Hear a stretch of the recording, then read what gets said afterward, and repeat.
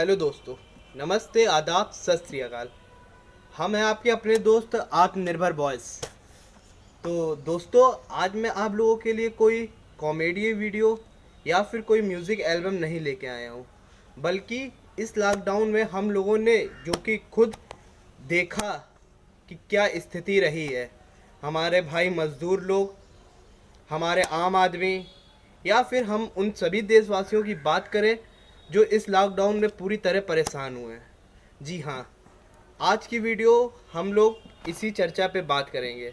आप लोग सोच रहे होंगे कि हमारा साथी सेठ कहाँ है, तो हमने उनको बुलाया है, परंतु उससे पहले मैं इस वीडियो में आप लोग को ये बताना चाहता हूँ कि ये वीडियो से बहुत लोगों को लगेगा कि मैं उन पार्टी की बुराई कर रहा हूँ, या फिर बहुत लोगों को लगेगा मैं उन पार्टी की अच्छाई कर रहा हूँ।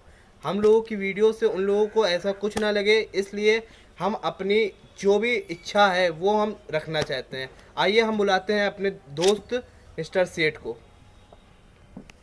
सभी दोस्तों को मेरा प्रणाम।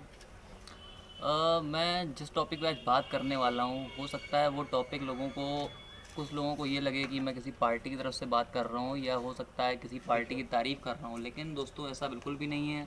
मैं जो आज बोलने जा रहा हूँ मेरे खुद के लिखे हुए अपने इंडिविजुअल विचार्स हैं, जो हो सकता है ये मैंने फ़ील किया है इस लॉकडाउन में कि आम आदमी के लिए कभी कुछ भी किसी सरकार द्वारा कुछ नहीं किया जाता है। आम आदमी से मेरा मतलब उन लोगों से है जो महीने में 15 से 20 हज़ार रुपये महीना कमाते हैं, या फिर उससे नीचे की उनकी सैलरी होती है, या जो भी वो बिज़नेस वगैरह करते हैं उसके थ्रू जो उनकी इनकम होती है। उनके लिए बात करने जा रहा हूँ कि उनको कभी कोई भी पेंडेमिक आती है या कभी भी कोई दिक्कत होती है तो उनके द्वारा, सरकार के द्वारा उनके लिए क्या मदद की जाती है, उसके लिए आज मैंने कुछ लिखा हुआ है, तो बस वही आपके सामने बताऊंगा।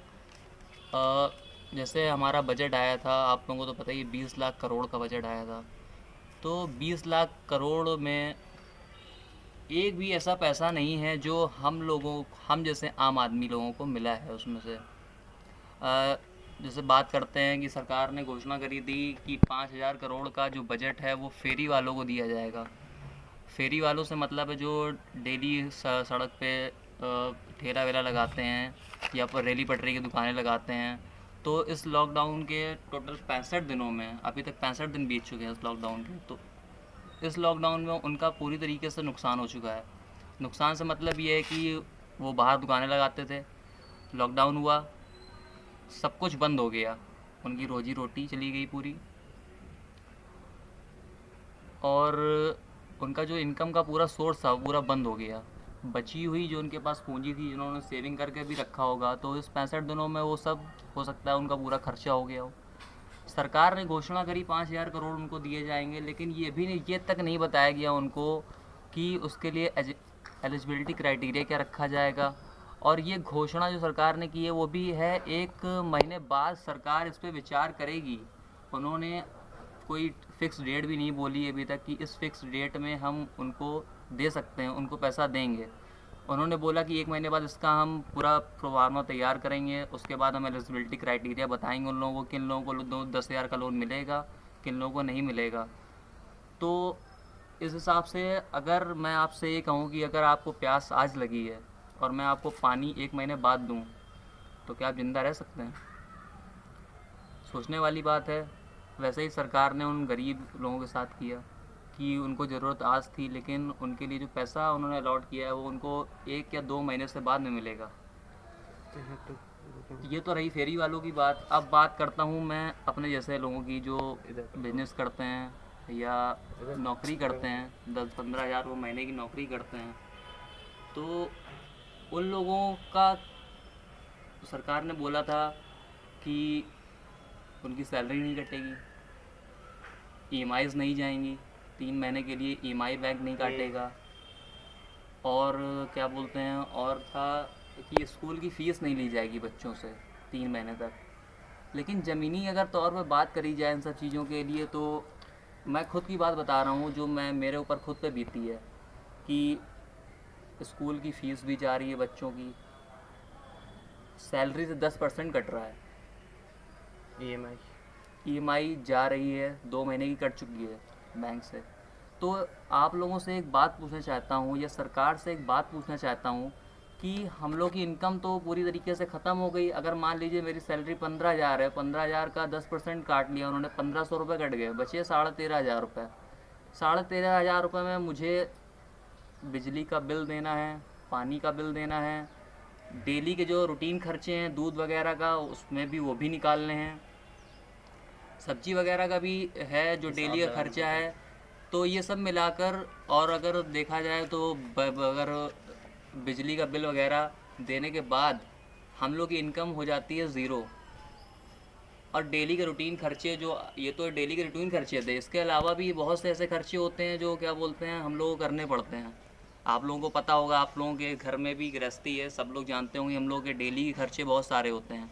छोटे मोटे खर्चे हो गए, बच्चों को दूध चॉकलेट चाहिए, कुछ भी चाहिए तो उसके लिए भी खर्चा करना पड़ता है। तो इन 3 महीनों में हालत ये हो गई है हम लोगों की कि बिल्कुल जो भी बचाई हुई धनराशि थी अपने पास वो सारी ख़त्म हो चुकी है।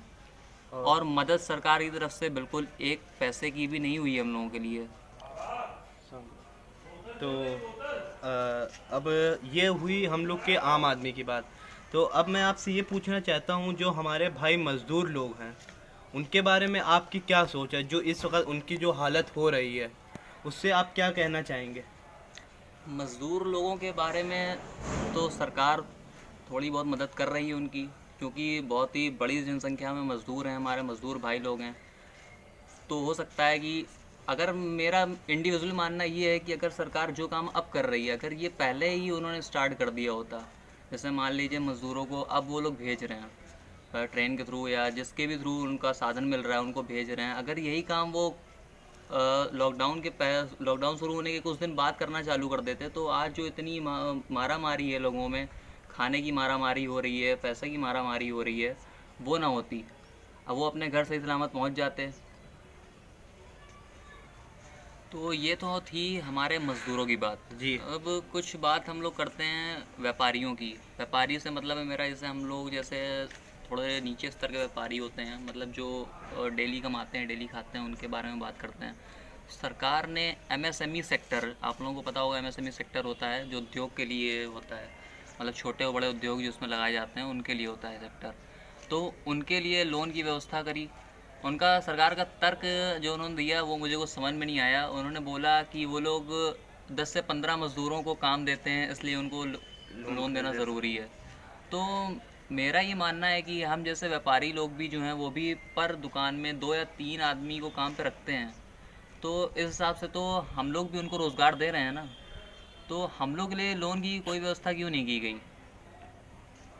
सही बात है। तो थोड़ा सा मुझे ये भी सरकार से डिसअपॉइंटमेंट था। उन्होंने अगर हम लोग के लिए कोई लोन की व्यवस्था रखी भी गई तो उसमें उतने सारे एलिजिबिलिटी क्राइटेरिया लगा दिए हैं कि हम लोग चाह के भी वो लोन ले नहीं सकते हैं। और अगर हम लोग बैंक में जाते भी हैं तो वो इतने सारे डॉक्यूमेंट्स बता देते हैं कि हम लोग चाह के भी अगर लोन लेना चाहें तो नहीं ले सकते हैं। तो वो थोड़ा सा डिसअपॉइंटमेंट मेरा ये भी था। और यही बात हम लोगों की, चलिए हम लोग तो एडजस्ट कहीं से कर सकते हैं, अब वही हम लोग के भाई मज़दूर लोग हो गए, उन लोगों के लिए भी जो ये बनाया गया है, क्या नाम है कि 1,000 रुपये बैंक खाते में दे रहे हैं और जो जो नए नए ढंग ला रहे हैं, उससे भी हम ही लोग को कोई फ़ायदा नहीं हो रहा है। मतलब कि सरकार खुद ही अपना काम जो कर रही है वो सही जगह नहीं कर पा रही है। बोलो भाई। ये तो बात। तो बात जैसे इन्होंने कही कि मज़दूर भाई लोगों को 1,000 रुपये दिए जा रहे हैं, तो 1,000 रुपये में क्या खर्चा चलता है? मेरा मानना है कि उनका डेली का रूटीन अगर खर्चा भी करेंगे, दूध लाएंगे ही बेचारे, दूध 1 पैकेट दूध तो कम से कम लाएंगे। और उसके बाद अगर किसी के बच्चे हैं तो उनके लिए थोड़ा खर्चा तो होगा ही होगा। इनकम बिल्कुल बंद है उन लोगों की, कोई काम मिल नहीं रहा है उन लोगों का। और सरकार, और जो लोग वापस भी आ रहे हैं तो उनको मनरेगा के तहत काम दिया जा रहा है, मनरेगा के तहत। और जो, अब मेरा मानना ये है कि मनरेगा के तहत काम दिया भी जा रहा है तो क्या बोलते हैं, जो पढ़े लिखे लोग हैं, जो स्किल्ड, जिनको स्किल्ड लेबर बोलते हैं हम लोग, तो उनको भी अगर मनरेगा के तहत काम दिया जाएगा तो बाकी लोग तो उनकी पढ़ाई लिखा का क्या मतलब रह जाएगा? अगर उन्होंने पढ़ा है इतना तो उनको उस हिसाब से काम मिलना चाहिए, लेकिन उनको उस हिसाब से काम नहीं मिल पा रहा है।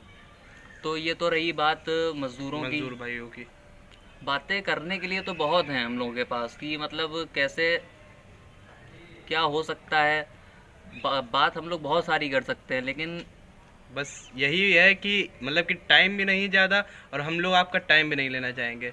आपकी बात से शायद हमारे भाई लोग, हमारे दर्शक लोग सहमत हों, तो आपका धन्यवाद करते हैं। धन्यवाद भाई। इसमें धन्यवाद वाली कोई बात नहीं थी, मैंने खाली बस अपने इंडिविजुअल विचार रखे हैं। हो सकता है आप में से बहुत से लोगों को बुरा भी लगा हो ये विचार, लेकिन अगर आप लोगों को बुरा लगा हो तो उसके लिए मैं आपसे तहे दिल से माफ़ी मांगना चाहता हूँ, और अगर आपको अच्छा लगा हो तो आप कमेंट करके बता सकते हैं।